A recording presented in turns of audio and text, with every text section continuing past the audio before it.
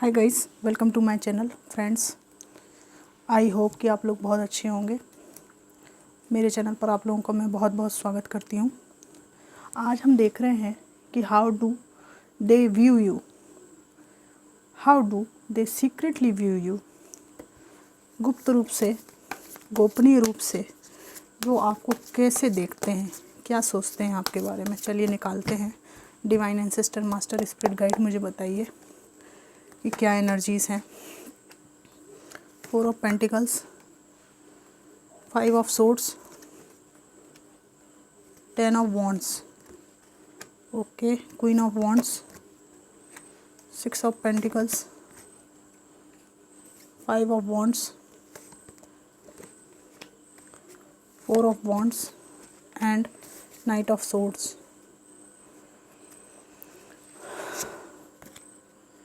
Bottom of the deck आया है 4 of swords. ठीक है, तो यहाँ पर सबसे पहले मुझे दिखाई दे रहा है ये सीक्रेटली आपके जो पर्सन है आपके बारे में ये सोचते हैं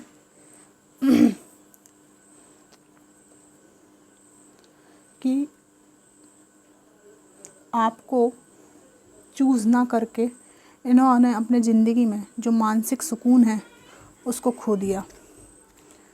जिस भी चमक दमक के पीछे ये भागे, वो चमक दमक पाने के बाद भी इनके जीवन में सुकून नहीं मिला इनको, और बेचैनी है इनको। वो बेचैनी ये महसूस करते हैं कि मैं जिस चीज़ को फुलफ़िल करने के लिए मेरे पर्सन को, आप मतलब मेरे व्यूअर्स को छोड़कर आगे बढ़ गया, वो चीज़ मिलने के बाद भी आखिर मैं उसी को याद क्यों करता रहता हूँ, क्यों सोचता रहता हूँ। ये सोचते भी हैं इस बारे में और बेचैनी को महसूस भी करते हैं। आपकी तरफ ही देखते रहते हैं, सीक्रेटली आपके बारे में ही सोचते रहते हैं। और इनको ऐसा लगता है कि इन्होंने जिनके जीवन में थर्ड पार्टी सिचुएशन है उनके लिए लागू होगा। एक जनरल कलेक्टिव टाइमलेस रीडिंग है। जब भी आप देखेंगे इसके कुछ अंश आपको डेफिनेटली रेजोनेट करेंगे, और ये हज़ारों लोग देखते हैं, इसलिए सभी बातें सभी पर लागू हों ज़रूरी नहीं है। दूसरी बात, ये एनर्जीज़ हैं मेल और फीमेल दोनों व्यूअर्स के लिए हैं, दोनों पर समान रूप से ये लागू हैं। मेल हैं तो फीमेल के लिए आप देख सकते हैं, फीमेल हैं आप तो मेल्स के लिए देख सकते हैं। सीक्रेटली इनको सोचने में आता है कि इन्होंने थर्ड पार्टी में आपको डाला। ये थर्ड पार्टी कोई फैमिली कंडीशन भी हो सकती है, कोई पर्सन भी हो सकता है, इनकी फैमिली के वो मेंबर्स भी हो सकते हैं जिन्होंने आपके रिलेशन को ख़राब किया।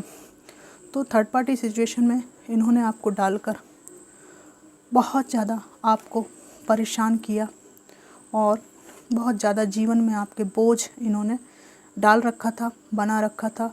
वो थर्ड पार्टी में डालकर इन्होंने आपके जीवन को इतना बोझिल बना दिया, इतना इमोशनल लॉस कर दिया आपका, कि ये सोचते हैं कि सीक्रेटली ये यही सोचते हैं कि आपके जीवन को जो भी मिला है वो इन्होंने किया है, और ये मानते हैं कि ये स्थितियाँ ज़्यादा ख़राब होने का कारण इनके द्वारा आपके जीवन में लाई गई थर्ड पार्टी सिचुएशन है।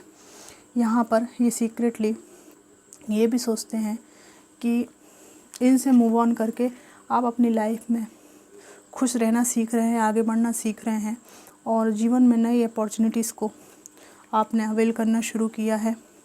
आपके प्रति ये अट्रैक्ट भी होते हैं। फिज़िकल अपीयरेंस आपका बहुत अट्रैक्टिव है, और यहाँ पर ये भी दिखाई दे रहा है कि लोग आपको अप्रिशिएट करते हैं, आपके बारे में बातचीत करते हैं कि आपके रहन सहन में इस व्यक्ति से अलग होने के बाद काफ़ी अंतर आया है, और जो आप हमेशा स्टक महसूस करते थे उसकी जगह आपने लोगों से मिलना जुलना शुरू किया है, बातचीत करना शुरू किया है, और आप में से कुछ लोगों ने फाइनेंस में नई उपलब्धियां हासिल की हैं।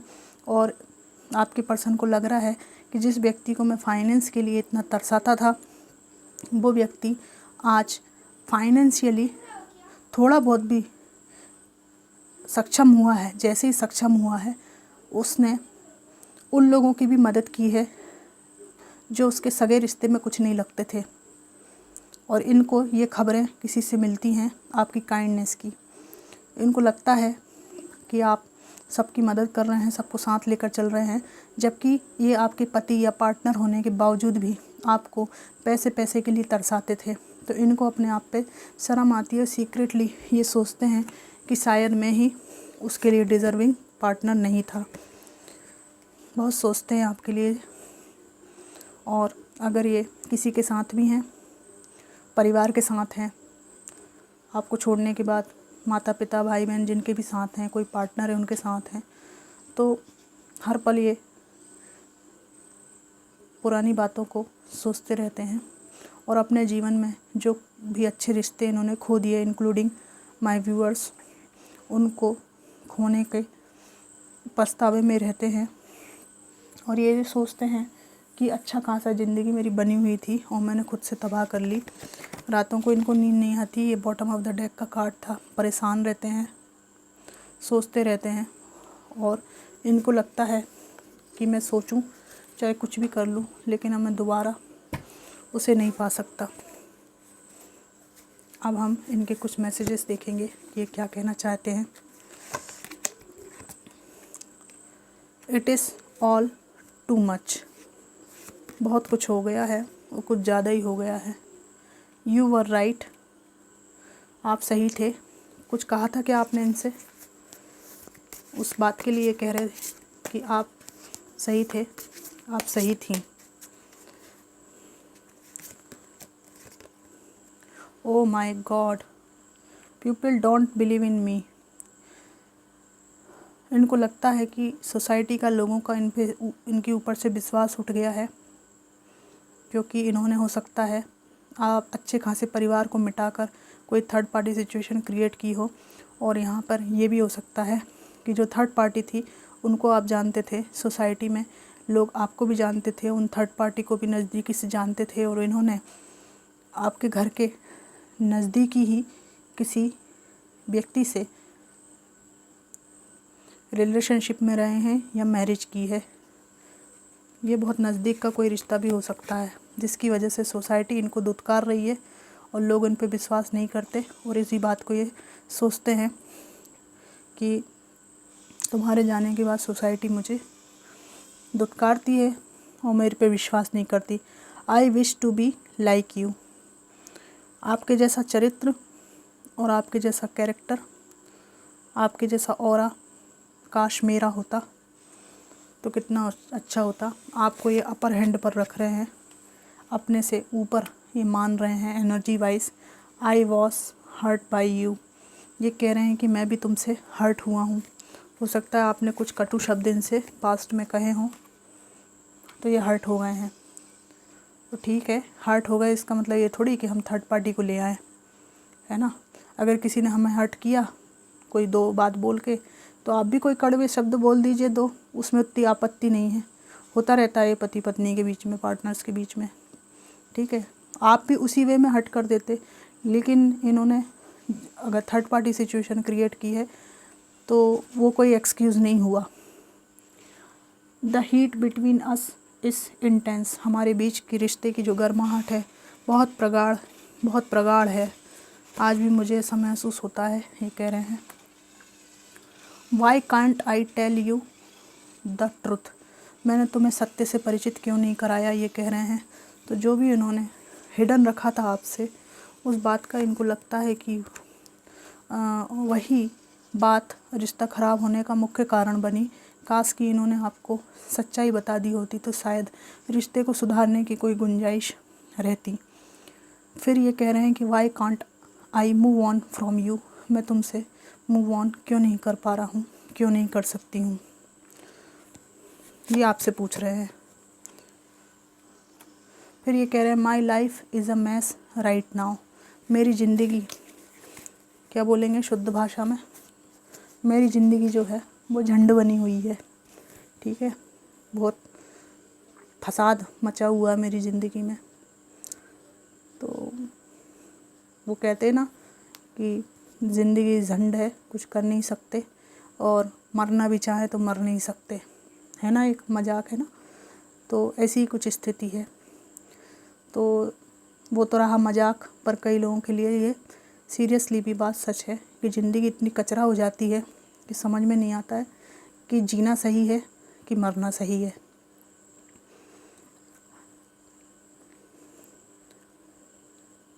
जिसने कभी बुरा नहीं किया उसको कभी ऐसे विचार आते भी नहीं हैं।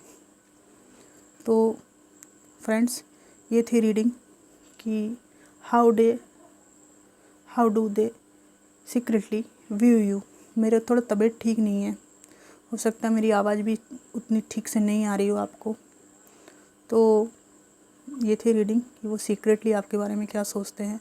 रीडिंग आपके पक्ष में बहुत पॉजिटिव है, और यहाँ पर ये भी इनका आ रहा है थॉट कि आप जो है इनकी टॉक्सिसिटी से इतने पक चुके हैं कि आप एकदम डिफेंसिव मोड में हैं। इनको ये